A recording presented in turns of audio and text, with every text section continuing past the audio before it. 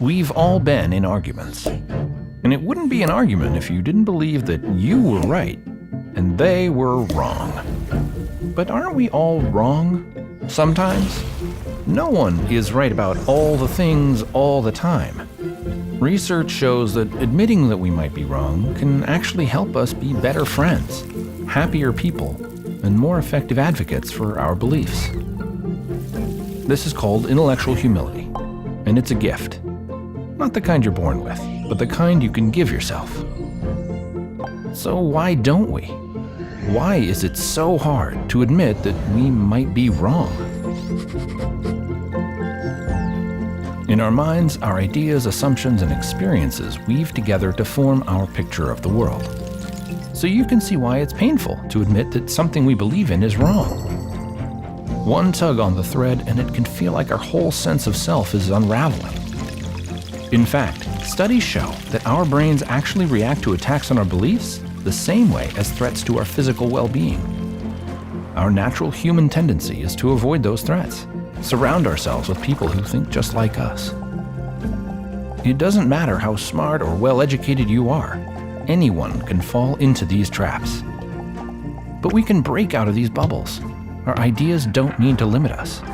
We just need to remember that some of the things we know are wrong or incomplete. It doesn't have to feel like a failure. It can feel like a relief. We can let go of the ideas that were holding us back from growth. This is one of the key features of intellectual humility, that willingness to accept and admit that you might be wrong. Early research shows that people who practice intellectual humility make more thoughtful decisions, have stronger connections with their friends and partners, and are more tolerant, which could lead to a happier life.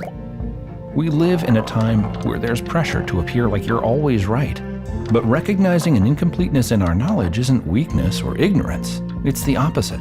It turns every day into an opportunity to learn and grow.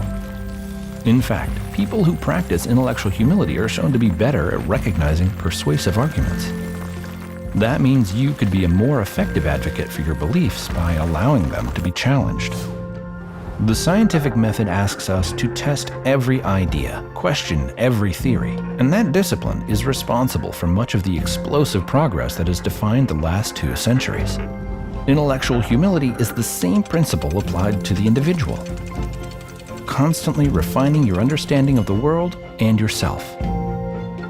The person you are now only exists because the person you were was willing to grow into something new.